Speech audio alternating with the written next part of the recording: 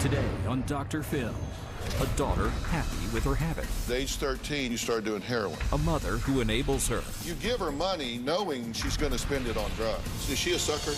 Oh, yeah. And a father who up and left her. I went 6 months. It's been a year and a half. I told you what happened. I told Did you come out here to lecture her or to figure out how to save her life? Because you bailed on her, buddy. Let's do it. Have a good show, everybody. Here we go. I hate to see people suffering, and you've heard long enough. Stand by, Dr. Phil. Both of you, take I'm going to get you the help that you need. In 5, 4, This is going to be a changing day in your life.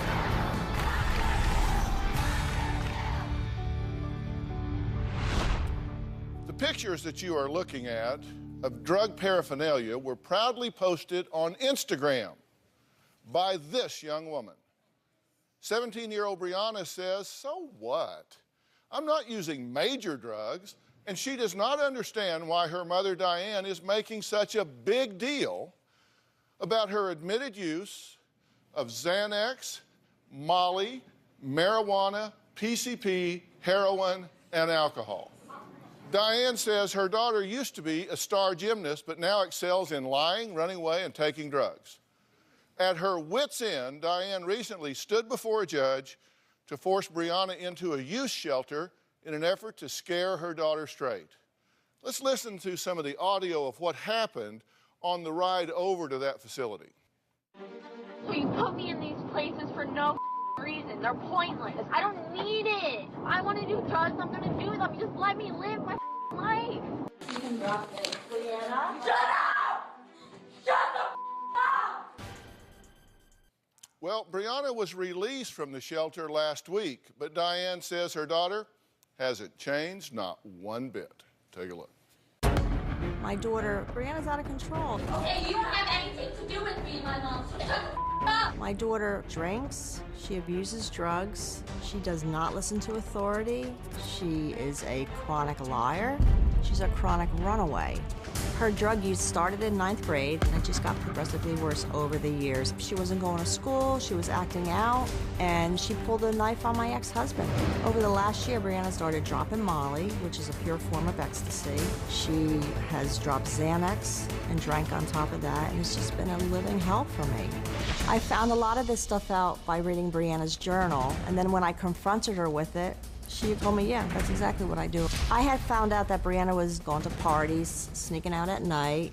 Brianna had explained to me in detail how she did heroin. She told me she melted it, and then she shot it under her toenails. She drinks sometimes to the point where she blacks out. Brianna started having sex at the age of 14. She has slept with anybody from a 14-year-old all the way up to a 24-year-old, and she's only 17 years old. I asked Brianna who she's getting the money from to get the drugs, and she said to me, you don't need money to get drugs all the time. I would say she was doing sexual stuff, so she can get drugs for free. She has run away 5 times. Last week, Brianna went missing. I called the police. Brianna comes walking in the house, glassy-eyed, and the cop put her into a bear hug, and she was punching him and screaming, get off of me. They lifted her up to carry her out the door. She turns to me and goes, I hope you get killed in a car accident. She lives in and out of rehab. The judge ordered her to go to the shelter. And I turned to Brianna to say something. She goes, screams on the top of her lungs. Shut up! Shut the up! I feel like I have done everything for this girl, but nothing seems to work. I am at wit's end. Okay, you say you're at your wit's end, which I just have to tell you, I'm sorry, that's not an option. But nonetheless, how serious do you take this? How serious do you think this is? Oh, this is very serious. If I don't get help for her, she's going to die. Okay, where have you been in all of this? She started smoking dope at 10? She says around 10 years old. Okay, where were you? I didn't know, I didn't see any signs, nothing until high school. Until high school. Okay, she was doing heroin at 13. This is what she says. She's I a chronic liar. I understand. I'm just saying, you don't believe her? No. So you don't think she was smoking dope at 10 and doing heroin at 13? No. What do you assess the risk to be right now to her? That she's going to die. She's going to die. Okay. She just doesn't get it. She wants me to let her live her life. But what I need to know is, do you? You're saying she doesn't get it. I want to know, do you get it? Because you don't act like you get it. I get it. That's why I'm here. Dr. Phil, there's nothing more I can do for her. I don't know what to do for her. Okay, 17-year-old Brianna says her mother is completely overreacting. I obviously disagree. I think she is completely underreacting. She says she's just living a partying lifestyle, and there's anything wrong with that. I mean, this is what teens do. Let's hear what she has to say. When my parents got divorced, I always blamed myself.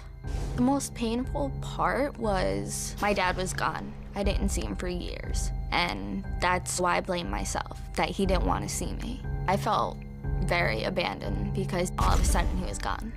I tried to take away the pain, and I thought hanging myself would work, but I didn't want to die. I started smoking weed when I was 10. I started using heroin when I was 13. My behavior started to change totally, and I just got myself into trouble. I would fight with the teachers. I've hit the principal because I was on drugs. I've been having unprotected sex, but it's only with one person. But when I was doing heavier drugs, I would just sleep around. I laced my weed with angel dust, PCP, and took Molly at the same time. Mixing them together, I felt amazing. I wanted to punish my mom because it was her idea to get the divorce. So I did the drugs to get her mad while I'm being happy. I always say, I hate you, I hope you die. I do drugs because I love it. It's like a daily routine for me. It's what I do, and the way I look at it is, if you don't like what I do, don't bother with me. My mom always says I'm not ready to bury you yet, and it gets me so mad. And I try to explain to her, I'm like, Mom, I'm not gonna die. You think she's just being histrionic, just overreacting? Yeah. It's getting to the point where it's really, really frustrating and annoying. Really annoying for her to parent you? Mm-hmm. Yeah. So how do you feel about being here today? I think it's pointless, because I'm still gonna go out and smoke weed. Okay. So no matter what I say or what I do, your attitude is you're gonna just keep doing what you're doing? Yeah. Okay, because that's really important to me, and I'll tell you why that's important to me, because I don't ask myself why you're doing what you're doing. I ask myself, why not? I mean, I may be the only person in your life right now that has an appreciation for what all you've been through. Yeah. I get that. I really do. And I'm really sorry. But it's interesting to me for you to say, no matter what you do, I'm going to continue to do what I'm doing. Because that tells me where this game's going to be played. You know, you want to raise it to that level? I'll meet you right there. I'd rather work with you like an intelligent young woman, but if you want to just bow up and put your little bitchy hat on, just like, hell, I'm going to do what I want to do. I don't care what you people say. I'll match you step for step. I can stop like all the other drugs. I've been 3 years clean of heroin. Mm-hmm. And I don't need to do Molly. I don't need to do Xanax. But like, I can stop all that and just smoke weed. You say at age 10 you started smoking marijuana, right? Okay, at age 13 you started doing heroin. At age 16 you started doing PCP. You laced marijuana with it. You sprinkle it in there and then do it. You currently smoke 5 to 10 joints a day? Yeah. You take 3 or 4 Xanax a day? Only on the weekends, but I haven't done that. Okay, and on weekends, that's when you do the ecstasy, the Molly? Yeah. You drink? Yeah. You say you drink 4 or 5 beers a day? Not a day. If I go to a party or something, yeah, I'm gonna drink. Yeah. Sometimes some vodka? Yeah, how are you doing in school? I don't know. I get home instruction. I'm not getting it done right now. Why did you do that? Because a lot of her problems were happening in the high school.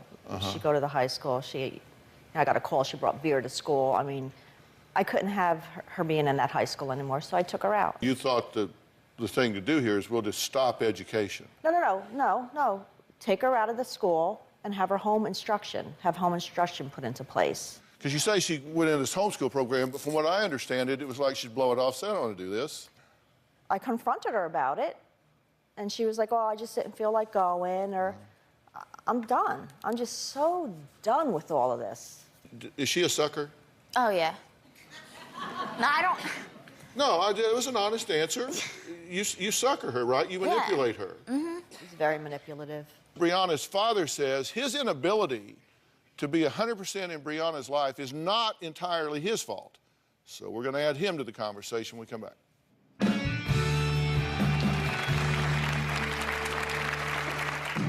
Brianna just turned into a complete nightmare. She threatened to kill me. She said she would actually stab me. At that time, if she did have a knife, and being that she was on drugs, she probably would have stabbed me. And later, she says you're a flat-out racist and that you were using the N-word and being derogatory about someone because of their race. Don't give me that. You guys can all go yourselves.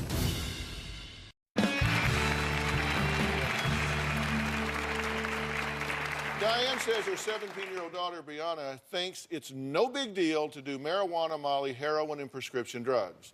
Now, Brianna has run away at least 5 times, and now things are so bad that her mom says she checks dumpsters looking for her daughter's dead body.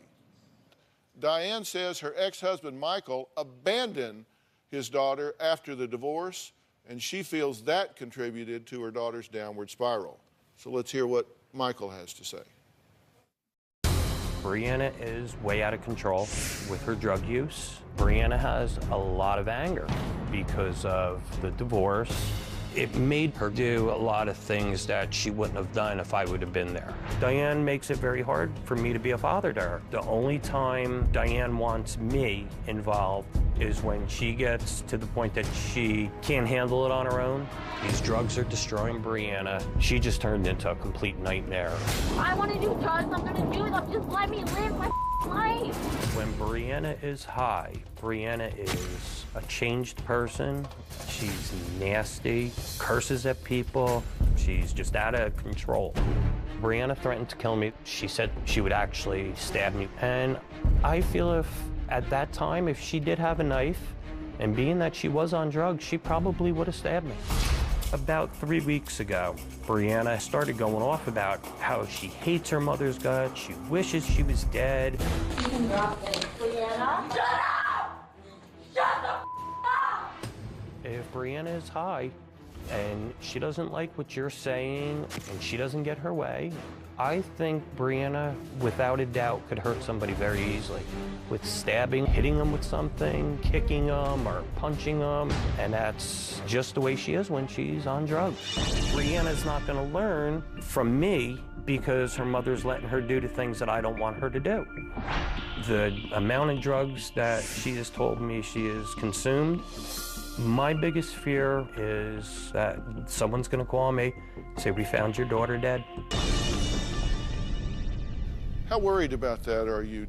I am very afraid that someone is going to call me and say that they had found her dead. These drugs are destroying this child.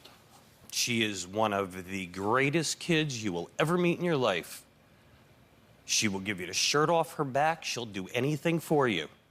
When she's high, she becomes a monster. She screams at you.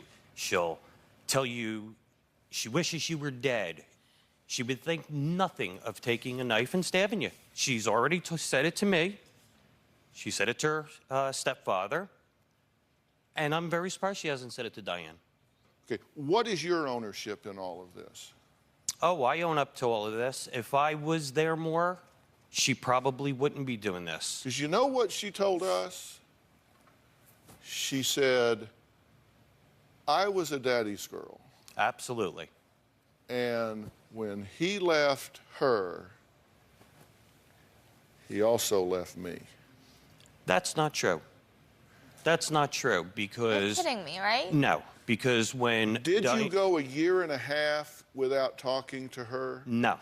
I went about 6 months. It's been a year and a half.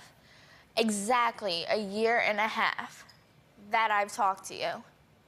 Breathe. And I was told something totally different, that you say you weren't allowed to see me. Okay. When you were younger. Okay. We talked. I told you what happened. I told you what I said to you, what your mother said to you, probably were two different things. We had our own problems.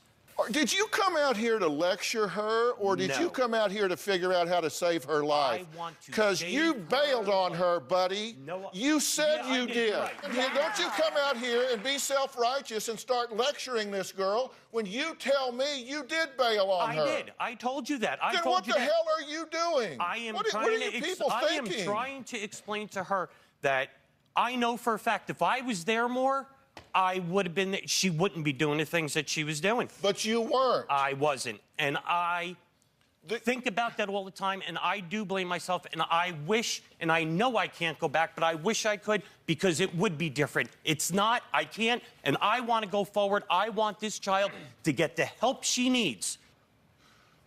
I would always see them fighting, and they were like, oh, well, we're not fighting, everything's okay, we're just talking.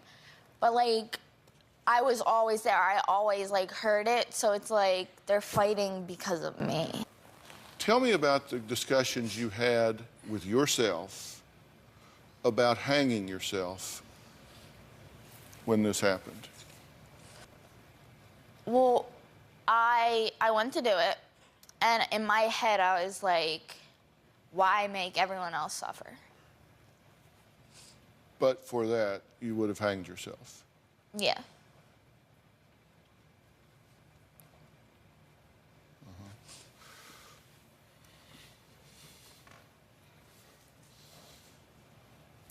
Would you want to say?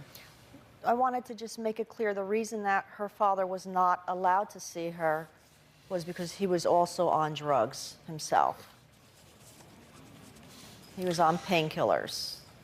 You had back surgery. Yes, I have had 2 back surgeries. And you were taking... I take OxyContin, and You I still take take it? Percocet. Yes, I do. I have to. I can't walk without it. So you got addicted to prescription drugs. Absolutely, yeah.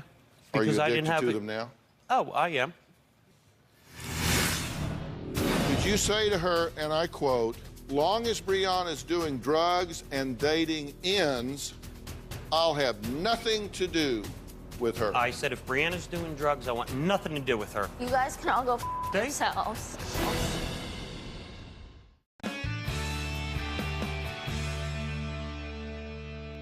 Did you kick her out in April of 12? Actually, I didn't kick her out. Brianna decided not to follow. She said you kicked her out because she was dating a black guy. Brianna came home. There were 3 guys in a car in front of my house. Brianna came in, said, Dad, I'm going out with my friends. It wasn't 3 guys, it was my friend. It was a girl and 2 guys. Me, my boyfriend, her, and her boyfriend. Did you say to her, and I quote, long as Brianna's doing drugs and dating ends, I'll have nothing to do with her? I said if Brianna's doing drugs, I want nothing to do with her when she's doing the drugs. That's I all you said. She "Where says you're a is the flat-out drug addict?" racist and that you were using the N-word and being derogatory about someone because of their race. Says, Mostly because and of the that's what drugs, not the race. You're I do that. I do that with everybody when they're doing drugs. Don't give me that. You know, whatever. Yeah, whatever. Whatever. You know what? Yeah, whatever. You guys can all go Okay. yourselves. It had nothing. It was the drugs. Did y'all notice she left? Yes. I just wanted to be sure. Absolutely. Because you didn't. But Dr. Phil, she does this all the time. Yeah, I know. Unfortunately, this is what Yeah, Brianna I know does. she does it all the time, and I'll bet it's because you do this all the time. Yeah. That I will tell her I don't want her on drugs. I don't want her with people doing drugs. She put, again, Brianna's telling you there was a girl in the car. There was no girl in the car. There were 3 guys in the car. She gets on a phone with Mom, she says. She gets off the phone, she says, Mom said it was okay. I said, Yeah, Bree, no. even if Mom said it was okay, that's not the point. The point is, you are living here under our rules this time. You leave This house. Tell me what your objective is in telling me this right now. But I'm just explaining to you. They're telling you something, and I'm telling you. Answer my question. you. I'm asking you a question. I'm not trying to be disrespectful. I'm trying I to admit I'm interrupting you, but I'm asking you why you're explaining it to me. What's your objective? There's no objective, but she goes out and this is what she does to get high. No this objective. Is what Brianna what does. is your objective for giving me this speech right now? Is I want you to know the people that she's going out with are the ones that she's doing drugs with. What do you think, she's going to go get 3 choir boys and say all? No, I didn't say she had to be. I mean, they hang together, right? Druggies hang together, right? Absolutely, Brianna. So you want to spend your time telling me what I obviously know? You know that, absolutely. You think? Absolutely. Nope. I get it. Nope, I get it. And I'm just asking you, is this how you want to spend your time? No, I want to spend my time figuring out a way to get Brianna clean and get Brianna the help she needs. Do you two understand this is not just about Brianna? Yes. Oh, absolutely not. This is about a dysfunctional family, and yes, let me tell you, you go look up dysfunctional family in the psychiatric journal. Pictures are there. Your close-ups are there. Absolutely. Seriously, you enable her. I mean, you give her money knowing she's going to spend it on drugs. I can't believe she says I give her money. What do I give? I don't give her money. Oh, okay, I give her money. Dr. Phil, I've given her money too, and I knew it, and I've given her money too, so. Let me tell you what this little girl has told us. Okay. She has said, I am a daddy's girl, and it broke my heart when he left. It broke my heart. Then he wouldn't talk to me, and I didn't understand why. Didn't understand why. And then if I do something he doesn't like, he pouts. He'd go like 6 months without talking to me. And then he's high half the damn time. I come home, he's passed out on the couch in there. It's like, come on. And by the way, when I was in practice, my specialty was brain and central nervous system. Mm-hmm. I dealt with chronic pain in a behavioral medicine clinic, had one of the first pain clinics in the United States of America. And you're taking 80 milligrams of Oxycontin 4 times a day? No. I'm telling you, crazy. It's actually twice a day. Twice a day? It's still too much. Come on. I understand that. It gets to the point where it exacerbates your pain. You are lying to yourself. Oh, no, I know for a fact that my back hurts more because it wants the narcotic in my body, and I understand that, but I don't take the narcotics. I try not to. All right, look, we're going to take a break, and I'm going to talk to Brianna here because I think she has a lot going on. I think she has a lot to say. I want to hear what it is. We'll be right back.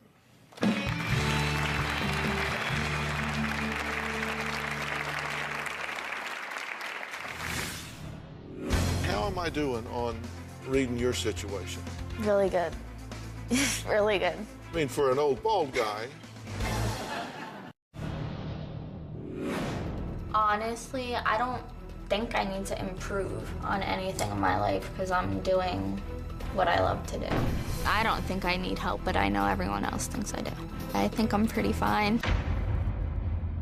17-year-old Brianna says she doesn't need help because she's just living the life of a partying teen. I mean, like, come on, it's what teens do, right? That's her point. Her parents, Diane and Michael, are desperate to get her to stop using drugs like PCP, Molly, and heroin. Now, just before the break, Brianna got really frustrated and walked off. I was so close to going with you. Frankly.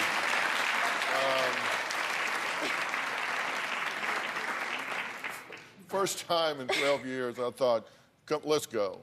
And I mean, no disrespect to your parents. It's just the manner in which they're communicating. Yeah. I know 2 things for sure. And one is that your parents love you very much. Yeah, They don't know how to do everything that they're doing, that they need to do, but they love you very much. And the fact that they're here, the fact that they wrote this letter, that your mother's here, that your father is here, I mean, come on. Dad to dad, I know that you care. You just don't know what you're doing. No. You're in over your head here, and you know it.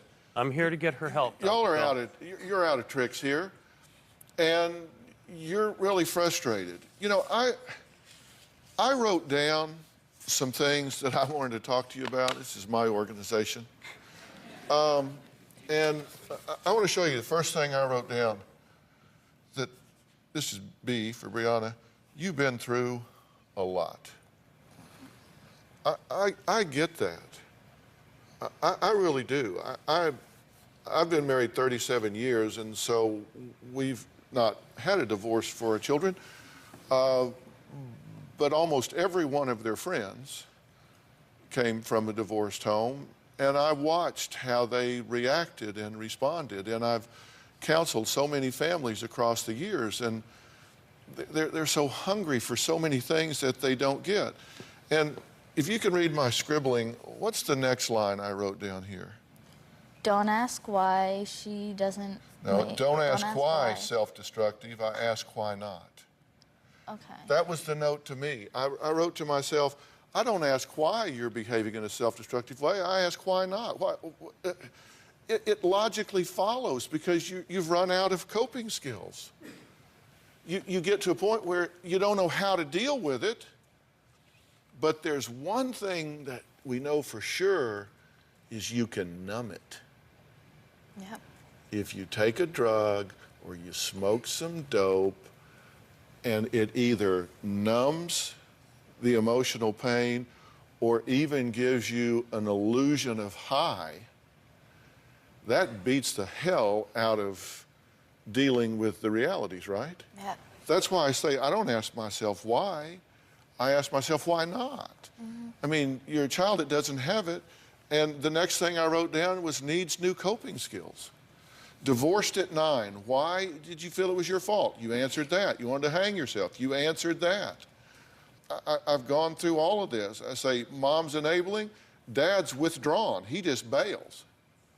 And the chaos and confusion, no predictability to what your life is going to be. That's what I've written down so far. How am I doing on reading your situation? Really good. Really good. I mean, for an old bald guy. You're doing good. I get it. She drinks to a blackout level with these drugs, with the prescription drugs. In my opinion, she's playing Russian roulette. Absolutely, you could die.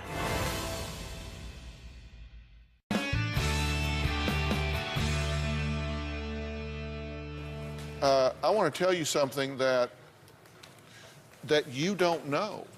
I'm going to pull up our new Doctor on Demand app here. And what I'm using here, by the way, it's the new app that Jay and I have created that allows you to type in your symptoms and then video chat with a board-certified physician in minutes. What you're looking at right now is Dr. Saba Huck. Dr. Huck, are you there? Hello? I'm wanting you to talk to Brianna, and what I need you to do is hold that phone right there so she can see Brianna. you. Hi, how are you? And one of the things I'm concerned about is we have a 17-year-old girl here that is smoking marijuana laced with PCP and is also drinking, and she's doing ecstasy, or Molly actually, a purer form of ecstasy. What effect do these drugs and toxins have on a 17-year-old brain? Absolutely. Your brain is still growing. It's still actually developing. It's actually shrinking. It's actually becoming more efficient. And it goes until about 25 years old. So your brain's it's still in rough draft mode right now. And what these drugs are doing is they're actually either slowing down or actually stopping that development. And if you continue into your 20s, if your time is up at that point, you've got permanent damage to your brain. And there would still be problems, in my opinion, if your brain was through forming itself, but it's not. And that's what the doctor is telling you. Okay, then the second thing that I'm really interested in is she is also on anti-seizure drugs. And what is the effect of mixing these street drugs with these prescription anti-seizure agents? They're sedatives also. They can make you feel like you're in a fog sometimes, make you a little drowsy. You mix the street drugs with it, it's double whammy. You're double sedation. You can actually get to the point where you're so drowsy and so knocked out, you're falling, you're hitting your head, you're not quite functional. That's one part of it. The other thing is some of the other drugs you're taking, whether it's PCP or alcohol, they lower what they call your seizure threshold, meaning it makes your brain more prone to seizures than it naturally is. And so it allows the medicines not to work. So you've got two things going on. Not only are you over sedated, you're also having seizures in the process as well. That's pretty dangerous stuff to mix those drugs together. Okay, so doctor, when we say we're over sedated, and if she gets to the point where she blacks out, and you have gotten to the point of blacking out, correct? Yeah. She drinks to a blackout level with these drugs, with the prescription drugs. In my opinion, she's playing Russian roulette. Absolutely, you could die. Okay, what do you think about what she's saying to you here? I never really thought anything of it until, like, I actually talked to a doctor. Like, hearing all of that, like, scares me.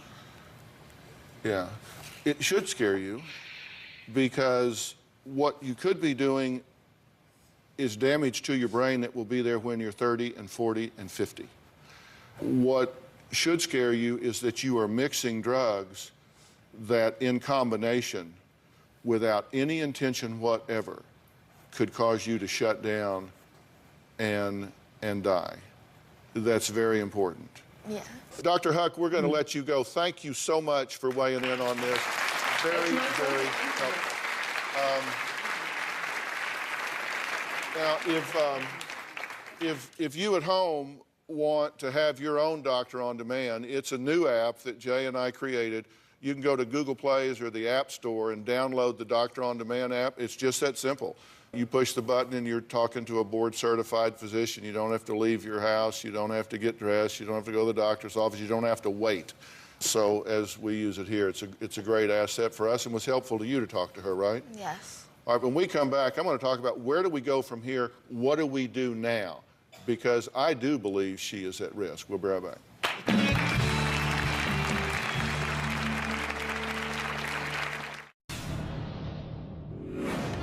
When Brianna goes running away, I do call the police, but on my own, I go searching in dumpsters looking for her body.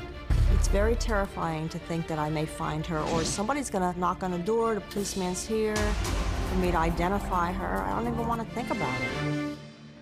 Diane and her ex-husband, Michael, are worried that their 17-year-old daughter, Brianna, will die from a lethal mix of prescription seizure medication and the street drugs that she uses, including Molly, marijuana, and even Xanax. Michael's fiancée, Wendy, is also here. Take a look. Being around Brianna, there is always tension. There is always drama that follows her. There's always arguments. I am sometimes scared to have her around my other kids. Brianna's a fighter, and she would start arguments. I get angry about her behavior. I have tried to talk to Brianna about her choices and doing drugs. She has told me that you're not my mother. I don't need to talk to you. There's nothing you can do for me. Brianna is manipulative. She would pit her parents against each other, try to get them to fight so that way she could get her way. I do place some blame on Diane for not letting Michael be more involved and allow to make tougher decisions for Brianna. She thinks her way is the right way, and she wants to continue to be very close to Brianna. Diane is trying to be more of a friend to Brianna than a mother. Brianna is out of control, and I'm not sure that we can help her. Wendy, I'm glad you're here because you're one of the adults involved in this situation. You get why I'm so concerned, right? Absolutely. Do you want a relationship with him? Yes, definitely. Why? Because he's my dad and I love him. I don't want to lose him again. What do you need from him that you're not getting? I just need him to be there. You know, Dr. Frank Lawless is chairman of our Dr. Phil Advisory Board, and he's author of a very specific book called Not My Child, a progressive and proactive approach to healing addicted teenagers and their families. I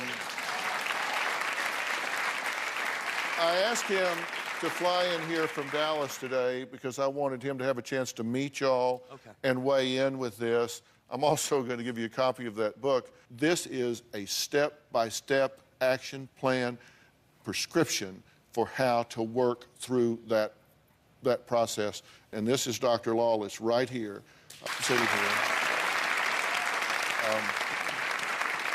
So, Frank, what do you want to say to this family? Well, if I could take Brianna and make her totally well in all aspects, and she went back to this family, she would go back the way she is now. Yeah. There are no skills here for her to model after. It's only this blaming and lack of communication and this destructive feature that is in the relationship. That's why the first thing I wrote down on my card is I don't ask myself why, I ask myself why not. She's set up to fail here at so many levels. Right. Neurologically, family-wise, genetically, this is all going wrong. I'm not mad at you. Hell, I'm on your side. I just want you to stop what you're doing. We're going to take a break. When we come back, I'm going to tell everybody exactly what I think they should do when we come back.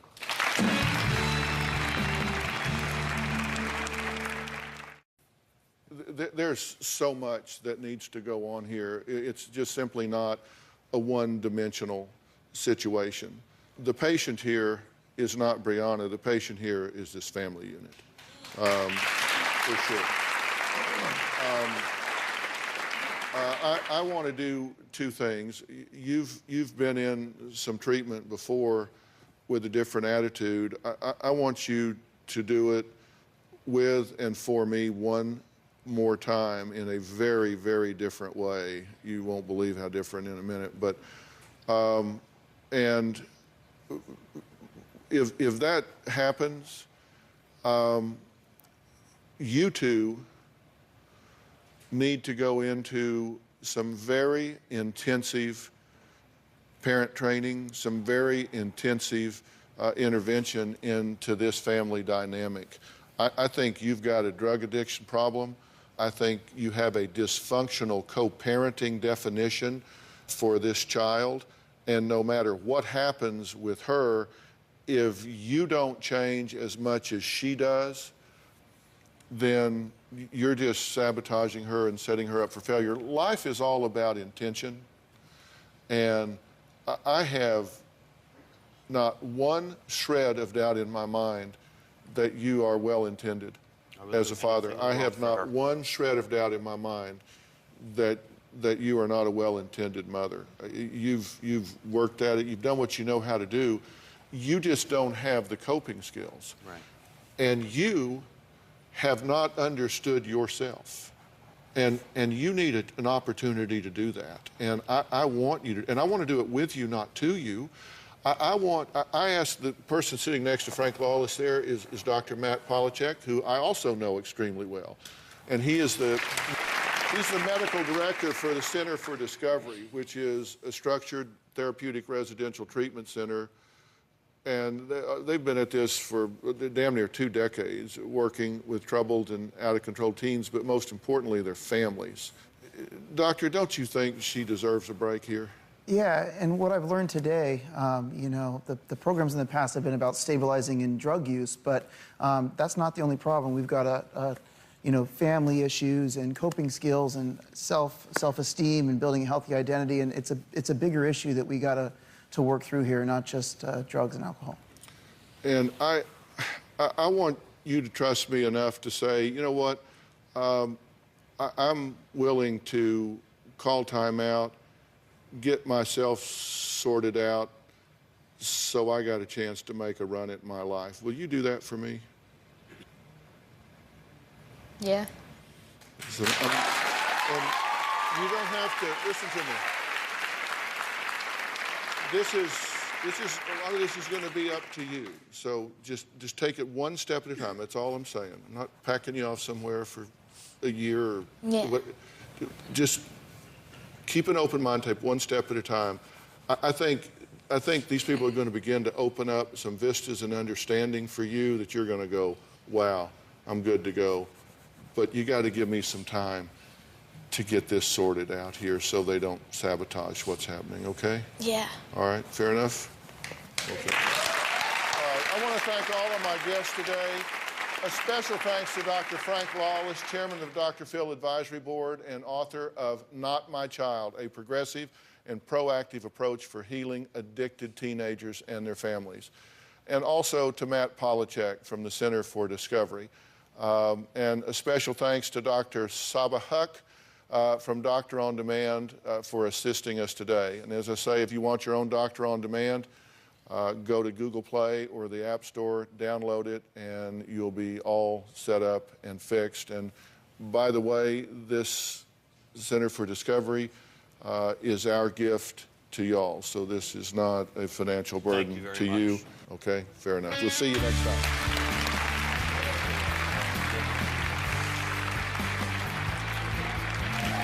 Thanks, sir. Thanks, guys.